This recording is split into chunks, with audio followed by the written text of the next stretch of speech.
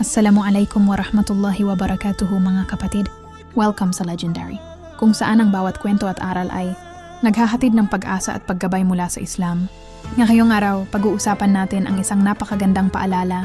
Ang mga pagkaantala ni Allah ay hindi pagtanggi. Bakit nga ba minsan hindi agad dumarating ang ating mga dua? Bakit tila parang hindi pinapakinggan ang ating mga panalangin?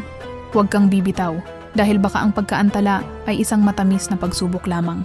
Hindi natin kayang kontrolin kung ano ang pipiliin ni Allah Azza wa Jal para sa atin, pero kaya nating humiling sa Kanya sa pamamagitan ng dua. Ang dua ay isang regalo mula kay Allah, isang direktang ugnayan sa Kanya.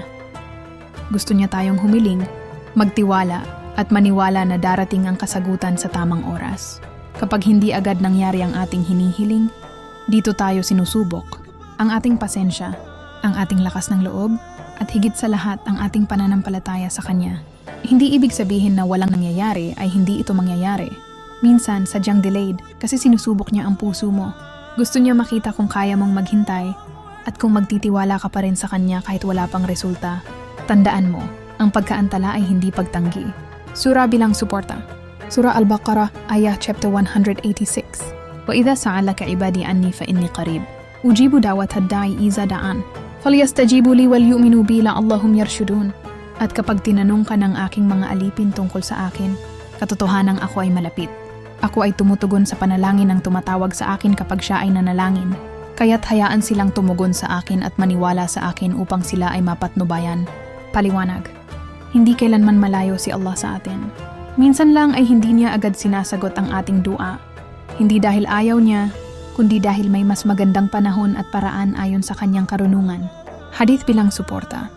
Prophet Muhammad, sumakanya nawa ang kapayapaan, ay nagsabi, "There is no Muslim who calls upon Allah with a dua that does not involve sin or cutting family ties, except that Allah gives him one of three things.